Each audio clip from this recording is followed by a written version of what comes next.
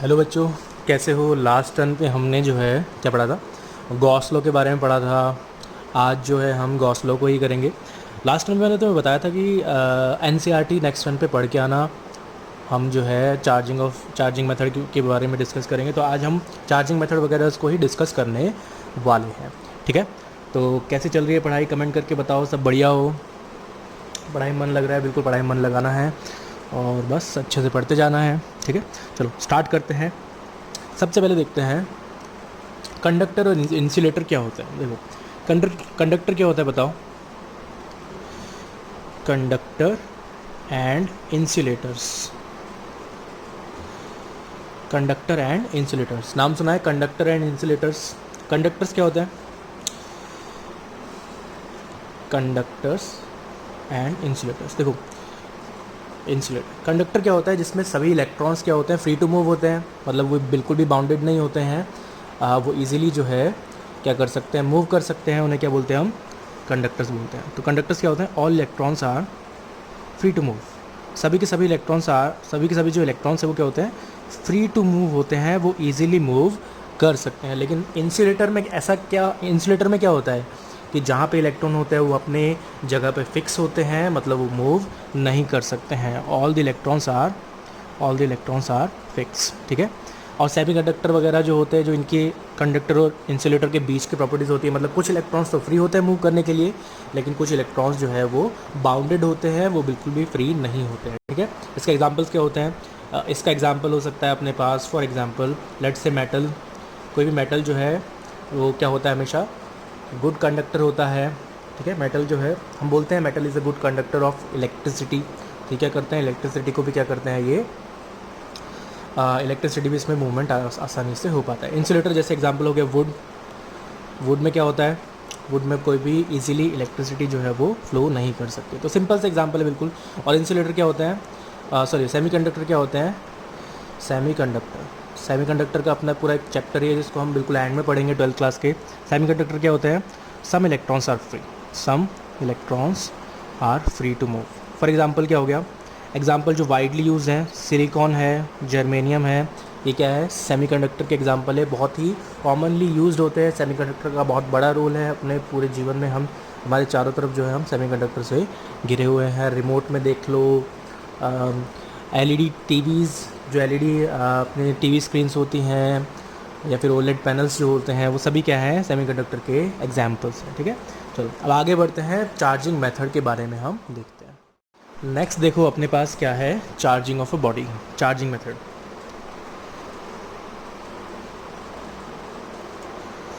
Charging of bodies. ठीक है, तीन मेथड है अपने पास। मेथड ऑफ चार्जिंग में तीन मेथड है अपने पास। First charging by friction, second charging by induction and charging by conduction and charging by induction. तो फ्रिक्शन, कंडक्शन और इंडक्शन है, इन तीनों तरीके से हम जो है किसी भी बॉडी को चार्ज कर सकते हैं। तो फर्स्ट क्या है अपना? First by friction. फ्रिक्शन से हम क्या करेंगे, किसी भी बॉडी को क्या करेंगे, चार्ज करेंगे। अब देखो, फ्रिक्शन से किसी बॉडी को हम चार्ज कैसे करते हैं। देखो फॉर एग्जांपल लेट्स से अपने पास दो बॉडीज़ हैं इस तरह से। ठीक है, इनको मैंने क्या किया है, टच किया हुआ है। दो बॉडीज़ अपने पास इस तरह से, इनको हमने टच किया हुआ है। टच करके हम क्या करते हैं, इन दोनों एक दूसरे को क्या करते हैं, एक दूसरे पे रब करते हैं। एक दूसरे पे रब करेंगे तो क्या होगा, इलेक्ट्रॉन जो है वो एक बॉडी से निकल के दोनों दूसरी बॉडी पे चले जाएंगे। एक बॉडी से निकल के दूसरी बॉडी पे चले जाएंगे। लेट्स से ये अपने पास क्या है, ऐसा एक्सपेरिमेंट करके देखा था पहले। एक सिल्क क्लॉथ था अपने पास, एक सिल्क क्लॉथ है और अपने पास क्या है, एक ग्लास रॉड है। ठीक है, जब इन दोनों को रब किया तो ऐसा देखा गया कि जो इलेक्ट्रॉन है वो ग्लास रॉड से निकल के कहाँ पे चले गए, ग्लास रॉड से निकल के कहाँ पे चले गए, वो सिल्क क्लॉथ पे चले गए। तो सिल्क क्लॉथ क्या हो गया, एक्सेस ऑफ इलेक्ट्रॉन हो गया। पहले दोनों के दोनों क्या थे, न्यूट्रल थे। तो ये क्या होगा, ये बॉडी नेगेटिवली चार्ज हो जाएगी और ये बॉडी क्या होगी, पॉजिटिवली क्या होगी, ये चार्ज हो जाएगी। ठीक है, तो जब भी हम दो बॉडीज़ को रब करते हैं तो इलेक्ट्रॉन जो है एक बॉडी से दूसरी बॉडी में ट्रांसफ़र होता है, जिस वजह से बॉडीज़ जो है वो चार्ज हो जाती है। ठीक है, तो यहाँ पे हम लिख सकते हैं, if we rub two bodies then electron transfer takes place. ठीक है, इलेक्ट्रॉन ट्रांसफ़र क्या होता है, इलेक्ट्रॉन ट्रांसफ़र होता है। अब देखो यहाँ पे कुछ एग्जांपल्स है जो हम ध्यान में रख सकते हैं कि कौन सी बॉडी जो है वो पॉजिटिवली चार्ज होगी, कौन से नेगेटिवली चार्ज होगी, ठीक है। तो यहाँ पे देखो IIT वगैरह, JEE वगैरह, नीट वगैरह में तो नहीं आएगा ये, लेकिन बोर्ड के एग्ज़ाम वगैरह होते हैं तो उसमें जनरली पूछ लेते हैं, पूछ सकते हैं, पूछते नहीं है, पूछ सकते हैं, ठीक है। तो जैसे ग्लास रॉड और अगर हम सिल्क को रब करते हैं तो ग्लास रॉड जो है वो पॉजिटिवली चार्ज हो जाती है और सिल्क नेगेटिवली चार्ज। उस तरह से वुलन और रबर को अगर हम रब करते हैं तो रबर जो है नेगेटिवली चार्ज हो जाता है और वुलन पॉजिटिवली चार्ज। उसी तरह से ड्राई हेयर एंड कॉम को हम रब करते हैं तो कॉम नेगेटिवली चार्ज और ड्राई हेयर पॉजिटिवली चार्ज। उसी तरह से कैट स्किन और इबोनाइट रॉड, ठीक है। ये कुछ एग्जांपल्स है जिसे हम ध्यान में रख सकते हैं, कोई ख़ास बात इसमें नहीं है, ठीक है। तो ये अपना कौन सा हो गया, चार्जिंग बाय फ्रिक्शन जो है हमने देख लिया यहाँ पे। अब हम देखते हैं चार्जिंग बाय कंडक्शन। देखो अब हम देखते हैं चार्जिंग बाय कंडक्शन। देखो चार्जिंग बाय कंडक्शन में अपने पास अभी क्या है, लेट्स से अपने पास दो कंडक्टर हैं, एक अपने पास मेटल रॉड है और दूसरा अपने पास मेटल स्फीयर है। मेटल की जो रॉड है उस पर अपन अभी जो है पॉजिटिवली चार्ज जो है मेटल रॉड है, और ये जो मेटल स्फीयर है ना इस पर कोई चार्ज नहीं है, मतलब ज़ीरो इसके ऊपर टोटल चार्ज है। ज़ीरो इसके ऊपर टोटल चार्ज है, क्या इसका ये मतलब है कि इसके अंदर कोई भी चार्जेस नहीं है? ऐसा नहीं है, जितना इसके अंदर पॉजिटिव है उतना इसके अंदर क्या है, नेगेटिव है, ठीक है। तो ज़ीरो चार्ज होने का ये बिल्कुल मतलब नहीं होता है कि उसके अंदर कोई भी चार्ज नहीं है, जितना पॉजिटिव होता है उतना ही क्या होता है, नेगेटिव होता है। अच्छा, अब हमने क्या किया, अब हमने इन दोनों को टच कर दिया, टचिंग। अब हमने इन दोनों को टच कर दिया तो क्या हो गया, टच कर दिया तो मुझे बताओ क्या ये एक ही मेटल का पार्ट हो गया क्या? बिल्कुल एक मेटल का पार्ट हो गया। तो देखो क्या होगा, जो चार्ज होता है, जहाँ पे भी चार्ज कम होता है, भाई चार्ज तो क्या होता है, यूनिफॉर्मली डिस्ट्रीब्यूट होना चाहता है, सब जगह भागना चाहता है। कहीं पे चार्ज की कमी है, यहाँ पे चार्ज क्या है, पॉजिटिव चार्ज है, यहाँ पे पॉजिटिव चार्ज नहीं है, तो क्या करेगा, पॉजिटिव चार्ज इधर भागना चाहेगा। क्योंकि ये एक ही बॉडी हो चुकी है इसलिए क्या होगा, पॉजिटिव चार्ज जो है इस पर सब जगह पे क्या होता है, डिस्ट्रीब्यूट होना चाहता है। अच्छा, तो एक्चुअलिटी में होगा क्या, लेट्स से इस पे पहले जो है टोटल चार्ज समझने के लिए लेट्स से 200 कूलम था, इस पे 0 था। अब देखो होगा क्या, इस पे 0 चार्ज है, अब होगा क्या, इलेक्ट्रॉन किधर से किधर भागेंगे, यहाँ पे कोई चार्ज नहीं है तो तुम कहोगे सर पॉजिटिव चार्ज इधर चला जाएगा। वैसे एक्चुअल में होगा क्या, ट्रांसफ़र किसका होता है, ट्रांसफ़र हमेशा इलेक्ट्रॉन का होता है। पॉजिटिव चार्ज जब भी पॉजिटिव चार्ज मूव नहीं करता है, होता क्या है, इलेक्ट्रॉन मूव करता है। तो इलेक्ट्रॉन इधर से इधर आ जाएंगे, इलेक्ट्रॉन जब इधर से इधर आएंगे तो यहाँ पे क्या होगा, स्फीयर में जो है डेफिशिएंसी ऑफ इलेक्ट्रॉन हो जाएगा, तो इस पर पॉजिटिव चार्ज आ जाएगा। और जब इस इलेक्ट्रॉन इधर आएंगे तो यहाँ पे जो पॉजिटिव चार्जेस का मैग्नीट्यूड कम हो जाएगा, तो ये क्या होगा, मैग्नीट्यूड कम हो जाएगा। लेट्स से 50 कूलम चार्ज जो है वो इधर आ गया, तो इस पर कितना बचेगा, इस पर बचेगा 150 कूलम और इस पर कितना हो जाएगा, +50 कूलम। तो ये जो है इस तरह से डिस्ट्रीब्यूशन हो जाएगा। तो देखो फिर हमने क्या कर लेंगे, इन दोनों को अलग कर देंगे। इन दोनों को जब हम अलग करेंगे तो क्या होगा, दूर दूर ले जाएंगे तो क्या होगा, ये बॉडी क्या हो गई, क्या ये बॉडी पॉजिटिवली चार्ज हो जाएगी। तो देखो ये बॉडी क्या होगी, पॉजिटिवली चार्ज अपने पास यहाँ पर हो जाएगी। तो पहले ये क्या था, कंडक्टर न्यूट्रल था, अब क्या हो गया, ये पॉजिटिवली चार्ज हो गया। नेगेटिवली चार्ज करना होता तो यहाँ पे हम क्या ले लेते, नेगेटिव चार्ज वाली रॉड ले लेते, तो वहाँ से क्या होता, उस तरह से हो जाता, ठीक है। तो हमेशा ध्यान रखना है, जब भी चार्जिंग वगैरह होती है तो कौन मूव करता है, इलेक्ट्रॉन्स मूव करते हैं, प्रोटॉन्स वगैरह और पॉजिटिव चार्ज मूव नहीं करता है, ठीक है। और समझने के लिए हम ऐसा बोल सकते हैं। अब एनसीईआरटी में जो एग्जांपल है वो क्या है, उसमें देखो क्या दिया हुआ है, दो अपने पास मेटल स्फीयर हैं, एक जो है वो पॉजिटिवली चार्ज है, एक जो है वो न्यूट्रल है।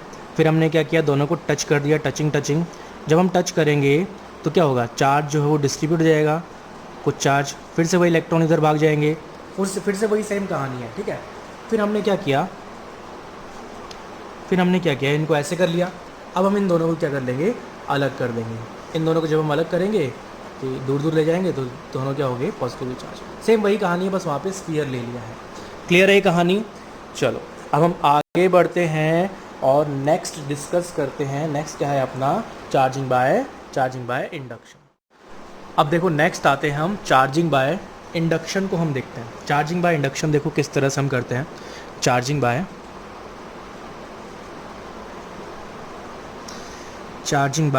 इंडक्शन, देखो चार्जिंग बाय इंडक्शन हम किस तरह से करते हैं। लेट्स से अपने पास एक इंसुलेटर है, इंसुलेटर पे क्या है, पॉजिटिव चार्ज है, और अपने पास क्या है, एक दूर क्या रखा हुआ है, एक न्यूट्रल मेटल स्फीयर रखा हुआ है। और ये किस पे है, इंसुलेटिंग स्टैंड पे है। इंसुलेटिंग स्टैंड का क्या मतलब है कि जो चार्ज जो है वो अर्थ के अंदर नहीं जा सकता है, ना ही अर्थ से कोई चार्ज स्फीयर के ऊपर आ सकता है। अब हमने क्या किया, इन दोनों को पास लेके आए। इन दोनों को हम जब पास लेके आएंगे तो देखो क्या होगा, इन दोनों को जब हम पास लेके आएंगे तो भाई इस मेटल के अंदर इलेक्ट्रॉन भी है, मतलब पॉजिटिव चार्ज भी है, नेगेटिव चार्ज भी है। तो जो इलेक्ट्रॉन होगा क्या इस पॉजिटिवली चार्ज से क्या होंगे, अट्रैक्ट होंगे, तो इलेक्ट्रॉन इधर आ जाएंगे। अच्छा, इलेक्ट्रॉन इधर आ गए, इलेक्ट्रॉन इधर आ गए तो क्या होगा भाई, इलेक्ट्रॉन अपनी जगह छोड़ के इधर आ जाएंगे तो यहाँ पे पॉजिटिव चार्ज आ जाएगा। ठीक है, अभी टोटल चार्ज कितना है इस पर, अभी भी इस पर टोटल चार्ज क्या है, ज़ीरो ही है। ना तो कोई चार्ज अंदर से बाहर गया है, ना ही कोई चार्ज बाहर से अंदर आया है। अभी भी क्या है, ये आइसोलेटेड सिस्टम ही है। ठीक है, अच्छा अब हमने क्या किया, अब हमने इसी पोजीशन में क्या कर दिया, इसकी अर्थिंग कर दी। अब अर्थिंग करना देखो क्या होता है, ये अपना क्या था, फर्स्ट स्टेप था, ये फर्स्ट स्टेप, फिर सेकंड स्टेप। अब हमने क्या किया, इसी पोजीशन में हमने क्या किया, इसकी अर्थिंग कर दी। अर्थिंग का मतलब क्या होता है, देखो अर्थिंग को हम बाद में डिटेल में पढ़ेंगे, जब हम स्फेरिकल कंडक्टर्स के बारे में पढ़ेंगे, जब हम अर्थिंग को डिटेल में कवर करेंगे। लेकिन मान लो अभी हमने अर्थिंग कर दी। अर्थिंग को ऐसे दिखाते हैं, ठीक है, ऐसे डैश डैश, मतलब हमने इसे अर्थ से कनेक्ट कर दिया है। अब अर्थ एक बहुत अच्छा कंडक्टर है, अर्थ एक बहुत अच्छा कंडक्टर है। कहीं पे भी अगर इलेक्ट्रॉन्स की कमी होती है तो अर्थ अपने अंदर से, धरती माता अपने अंदर से इलेक्ट्रॉन भेज देती है, और कहीं पे भी एक्सेस इलेक्ट्रॉन होते हैं तो वहाँ से क्या होता है, इलेक्ट्रॉन्स निकाल लेती है। बहुत अच्छा कंडक्टर है। ठीक है, तो यहाँ पे देखो इस वाले रीजन में, देखो इस वाले रीजन में क्या है, पॉजिटिवली चार्ज है। ये वाला रीजन जो है क्या है, इस पर पॉजिटिव चार्ज क्या है, पॉजिटिव चार्ज, इधर की तरफ पॉजिटिव चार्ज है, इधर की तरफ नेगेटिव चार्ज है। तो यहाँ पे इलेक्ट्रॉन की डेफिशिएंसी है, तो अर्थ क्या करेगी, धरती माता क्या करेगी, इलेक्ट्रॉन ऊपर भेज देगी। इलेक्ट्रॉन ऊपर भेज देगी तो ये जो नेगेटिव चार्ज का जो मैग्नीट्यूड होगा ना, सॉरी पॉजिटिव चार्ज का जो मैग्नीट्यूड होगा ये कम हो जाएगा। ये क्या होगा, पॉजिटिव चार्ज का मैग्नीट्यूड ये कम हो जाएगा। फॉर एग्जांपल मान लो ये -20 कूलम था इधर, और ये +20 कूलम था, तो यहाँ पे ये -20 कूलम है, ये कुछ कम होकर लेट से +10 कूलम ही रह जाएगा। तो अब क्या करेंगे, अब हम इस अर्थिंग को भी हटा लेंगे और रॉड को भी हटा लेंगे, अर्थिंग को भी हटा लेंगे। तो जो टोटल चार्ज है वो क्या होगा भाई, -20 तो नेगेटिव है, पॉजिटिव चार्ज +10 है, तो बॉडी पे टोटल क्या है, बॉडी के ऊपर टोटल जो है वो नेगेटिव चार्ज है। अभी नेगेटिव चार्ज हो क्या होगा, यूनिफॉर्मली डिस्ट्रीब्यूट हो जाएगा। तो बॉडी क्या हो गई, नेगेटिवली चार्ज हो गई। ठीक है, ये बॉडी जो है वो नेगेटिवली चार्ज अपने पास हो गई। अच्छा, अगर अपने को ये पॉजिटिवली चार्ज करनी होती तो हम क्या करते, जो अपना इंसुलेटर था, ये क्या था अपना इंसुलेटिंग रॉड, हम क्या करते, इसे नेगेटिवली चार्ज ले लेते। यहाँ नेगेटिव होता तो यहाँ पॉजिटिव होता, तो यहाँ नेगेटिव होता, यहाँ नेगेटिव होता, एक्सेस इलेक्ट्रॉन होते, नीचे चले जाते, तो बॉडी पे क्या आ जाता, पॉजिटिव चार्ज अपने पास आ जाता। क्लियर है ये कहानी। तो इस तरह से जो है चार्जिंग ऑफ बॉडीज़ हम देख सकते हैं। ये अपने तीनों मेथड हो गए, charging by friction, charging by conduction and charging by induction. Clear है। अब कुछ छोटे छोटे सिंपल से हम एग्जाम्पल्स कर लेते हैं, उन्हें हम डिस्कस कर लेते हैं। ठीक है, चलो आगे बढ़ते हैं। अब देखो हम एक क्वेश्चन करते हैं। क्वेश्चन क्या है, देखो how many electrons are there in -10 coulomb charge.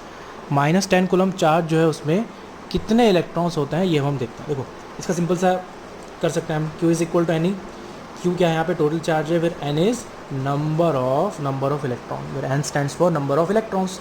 ठीक है, अच्छा टोटल चार्ज कितना है, -10 कूलम। ठीक है, number of electrons is N, और एक इलेक्ट्रॉन पे चार्ज जो होता है वो कितना होता है, -1.6 × 10⁻19 चला जाएगा ये, तो 10 डिवाइड बाई 1.6 × 10⁻19, तो कितना आएगा, सॉल्व करने पे आएगा 6.25 × 10⁻19। अब तुम कहोगे सर आपने तो बोला था कि ये जो नंबर ऑफ़ इलेक्ट्रॉन्स है ये पॉइंट में नहीं हो सकता है, यहाँ पे तो 6.25 है, कैसे होगा।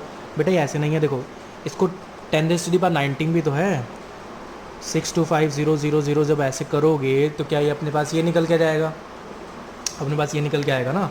तो ये क्या है, ये पॉइंट्स में नहीं है, पॉइंट्स में नहीं है, पूरा का पूरा क्या है, एक इंटीजर ही है। ध्यान से देखो, ठीक है, बहुत ईजी सा क्वेश्चन था। अब हम नेक्स्ट क्वेश्चन पे आते हैं। नेक्स्ट क्वेश्चन देखो अपना क्या है, नेक्स्ट क्वेश्चन मैं आपको देता हूँ। क्या ना, बॉडी हैव 1.8 × 10⁻⁻19 कूलम चार्ज। क्या किसी बॉडी पर जो है इतना चार्ज हो सकता है क्या, किसी बॉडी पर जो है इतना चार्ज हो सकता है क्या। फिर से देखते हैं इसे, फिर से इसे देखते हैं। देखो कैसा आएगा, वही Q is equal to n ही करेंगे, यहाँ पे 0.8 into 10⁻⁻19 is equal to n, 1.6 into 10⁻⁻19, देखो इससे चला जाएगा ये, तो n की वैल्यू आएगी हाफ। क्या हाफ इलेक्ट्रॉन या हाफ इलेक्ट्रॉन पॉसिबल है क्या? हाफ इलेक्ट्रॉन होना पॉसिबल नहीं है, हाफ इलेक्ट्रॉन जो है होना पॉसिबल नहीं है। ये देखो पॉजिटिव चार्ज था, तो यहाँ पे क्या था, डेफिशिएंसी ऑफ इलेक्ट्रॉन होगी, ठीक है। तो क्या आधे इलेक्ट्रॉन की डेफिशिएंसी हो सकती है क्या? नहीं हो सकती है, तो चार्ज पॉसिबल नहीं है, तो ये क्या होगा अपना आंसर, तो पॉसिबल नहीं होगा, ठीक है। नेक्स्ट आते हैं। अब नेक्स्ट देखो, नेक्स्ट क्या है अपने पास, हाउ मच नेगेटिव चार्ज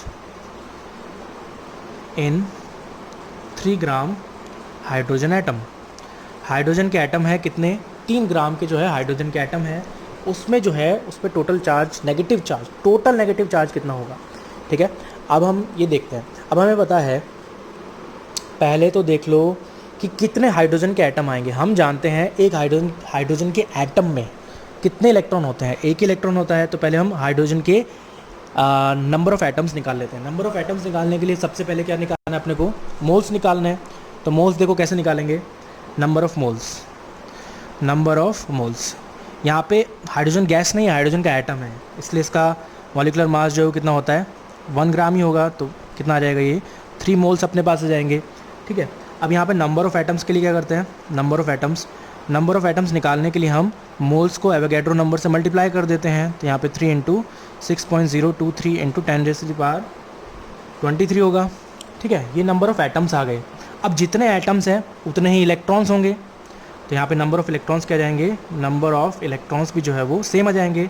तो टोटल नेगेटिव चार्ज क्या होगा, टोटल नेगेटिव चार्ज निकालने के लिए भाई नंबर ऑफ़ इलेक्ट्रॉन्स को मैंने n0 कह दिया, तो यहाँ पे क्या करेंगे, n0 को हम क्या करेंगे, इसे मल्टीप्लाई कर देंगे। तो आएगा 3 into 6.023 into 10⁻23 multiplied by 1.6 into 10⁻⁻19। तो ये इतना चार्ज अपने पास यहाँ से निकल के ये आ जाएगा। क्लियर है ये क्वेश्चन भी। चलो हम आगे बढ़ते हैं, कुछ और क्वेश्चन करते हैं। अब लेट से अपने पास 3 आइडेंटिकल बॉडीज़ हैं।